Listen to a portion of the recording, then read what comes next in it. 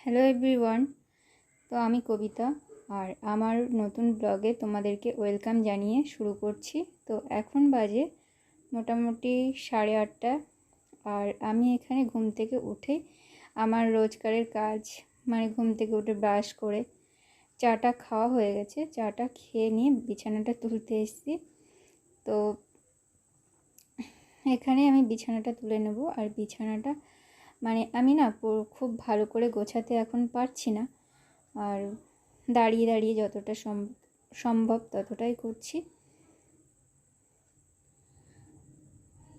আর এখানে আমি কম্বলটা ভালো করে ভাঁজ করে নিয়েছি। আর দেখতে পাচ্ছ এই গরমে আমি জানলা বন্ধ করে রেখেছি, তার কারণ এসি চলছিল।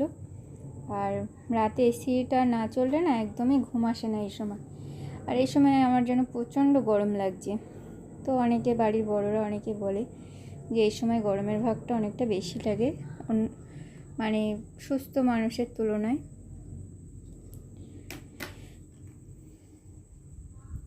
আর আমি এখন ফ্যানটা অফ করে ভয়েস দিচ্ছি ভিডিওতে, তো সেই জন্য আমার এখন প্রচণ্ড গরম লাগছে। তো যাই হোক, ভিডিওটা তো আপলোড করতেই হবে। আর এখানে বিছানাটা আমার প্রায় গোছানো হয়ে গেছে। আর ঘরটা ঝাড় দিয়ে নেব। ঘরটা খুব মানে যে একটু বসে খাটের তলায় একটু নোংরা জমে থাকে, নোংরা বলতে ধুলোবালি, এছাড়া আর কিছুই না। তো সেটা যে একটু বের করে নেব তারও উপায় নেই। তো ওটাকে পরে আমার বর বেশিরভাগ পরিষ্কার করে। তো আমি আর খাটের তলাটা ভালো করে ঝাড় দেওয়া মোছা করতে পারি না, ওই করে। আর আমি রোজকারের এইভাবে ঝাড় দিয়ে নিই, মোছাটাও রোজকার হয় না, রোজে মোছা। তো ঝাড়টা দিয়ে নিই, বিছানা তুলে ঝাড় দিয়ে এইভাবে পরিষ্কার করে নিই। আর হ্যাঁ, যেটা বলছিলাম, এসি চলছিল সেই জন্য আর জানলাগুলো খোলা হয়নি। তখন সকাল হয়ে গেছে আর ঘরটাও গরম হয়ে যাচ্ছে এরপরে, এসিটা যেহেতু বন্ধ আছে। আর সারাদিনে এসি চালিয়ে তো থাকা সম্ভব না, আরও বাইরের আরও কাজ আছে।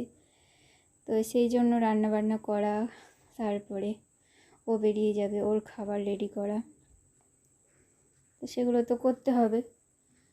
তো এরপরে আমি রান্নাঘরে চলে এসেছি একটু ঝাড় দেওয়া, ঝাড় দিয়ে আমি রান্না করতে চলে যাব।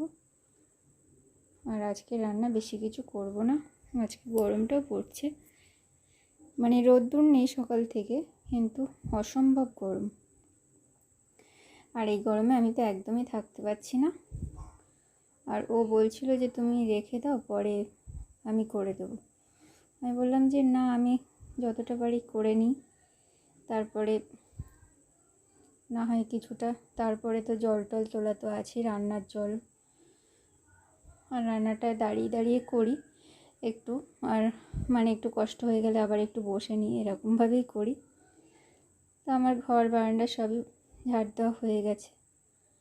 আর বারান্দাটা একটু বাকি আছে, সামনের দিকটা মানে দরজার সামনে।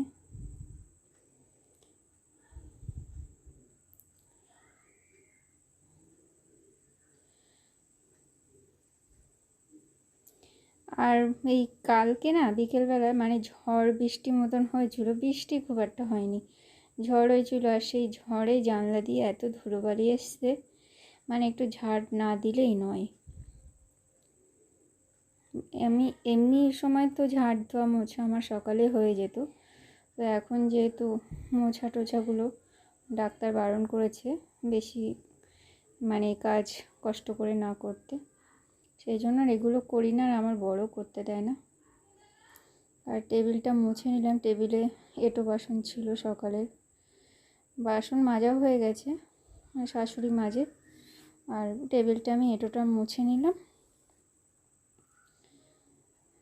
নিয়ে না প্রচণ্ড কষ্ট হচ্ছিলো, একটু দাঁড়িয়েছিলাম, দাঁড়িয়ে থেকে ভাবছিলাম এরপরে কি করব। তারপরে ভাবছি না, রান্নাটা বসিয়ে দিতেই হবে। তো রান্নাটা না বসালে ওদিকে দেরি হয়ে যাবে, ওর তো টাইমের ব্যাপার, ওর তো যেতেই হবে ডিউটিতে।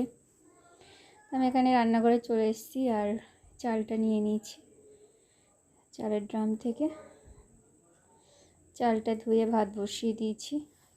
আর এখানে মাছ নিয়েছি, দেখো এখানে রুই মাছ। তো ওকে বলেছিলাম জ্যান্ত দেখে একটা রুই মাছ নিয়ে আসবো, জ্যান্ত দেখে একটা রুই মাছ নিয়ে এসছে। পুরো জ্যান্ত মাছ ছিল, জলে মানে ভাসছিল আর কি।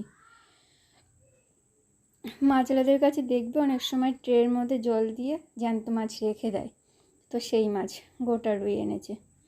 তো এই হচ্ছে 2 পিস মাছ আমি বেগুন আলু দিয়ে ঝোল করব। আর এখানে একটু তো এখানে আমি দেখো বেগুন আলু দিয়ে তো ওই মাছটা ঝোল করব। আর হচ্ছে এখানে করলা উচ্ছে নিয়েছি, ওটা ভাজা করব।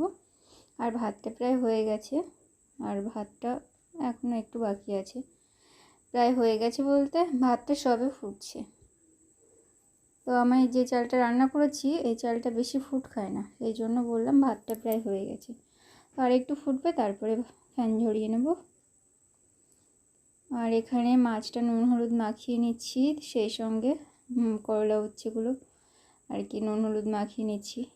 উচ্ছেটা আগে ভেজে নিচ্ছি, তার কারণ মাছ ভাজার পরে যদি উচ্ছেটা ভাজি আমার বরের আবার মাছের গন্ধ লাগে উচ্ছে ভাজাতে, তো সেই জন্য আমাকে আগে উচ্ছেটা ভেজে নিতে হলো। আর ও যেহেতু মাছের তেলটা আমার একটু খেতে ভালো লাগে, কিন্তু ও তো একদমই খায় না মাছের তেল, সেই জন্য আলাদা করে উচ্ছেটা আগে প্রথম তেলে ভেজে নিলাম, নিয়ে সেই তেলের মধ্যে মাছটা ভেজে নিয়ে মাছের ঝোলটা বসিয়ে দিচ্ছি। আর মাছের ঝোল বসানোর জন্য বেগুনগুলো আগে একটু ভেজে নেব মাছ ভাজার মতন করে। তো মাছের ঝোলটা আমার বসানো হয়ে গেছে, জল দিয়ে দিয়েছি।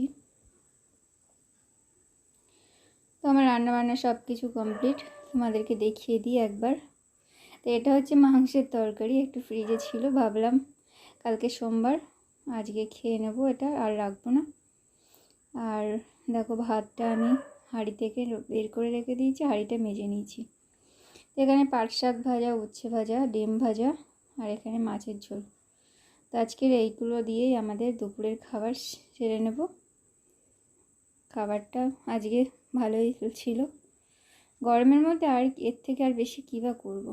আর আমি এখন এই অবস্থায় তো এখন বেশি কিছু পারবো না, তাই আমার বর বলছে এত কিছু রান্না করতে কেন বিকেলে, এক ভাগে করে রান্না করবে। কিন্তু এক ভাগে করে রান্না করলে একটু গরমের দিনে একটু উচ্ছে ভাজা, তেঁতো শাক এগুলো তো খাওয়া জরুরি, তাই না? এই জন্য এইগুলো করতে গিয়ে একটু বেশি হয়ে যায়। তো চান টান করে এসছে, আর আমারও চান টান হয়ে গেছে সকালবেলায়। আমি ওকে খেতে দিয়ে আমিও খেতে বসে গেছি।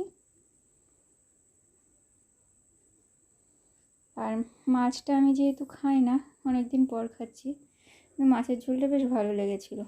আর মাছটা দেখছো আমি কিন্তু গোটা মাছ পুরো নেব না, একটুখানি কেটে নেব, যেহেতু মাছটা আমার অতটা ভালো লাগে না এখন, কিন্তু মাছের স্বাদটা খুব ভালো ছিল। তো যাই হোক বন্ধুরা, আজকের ভিডিওটা এই পর্যন্ত, তোমরা দেখো প্রথম থেকে শেষ পর্যন্ত, আশা করি ভালো লাগবে। আর ভিডিওটা ভালো লাগলে যা যা করণীয় তোমাদেরকে আর নতুন করে বলতে হবে না, করে দিও। তো আমি না তরকারির মধ্যে একটা করে কাঁচা লঙ্কা দিই, ওটা মেখে খেতে খুবই ভালো লাগে।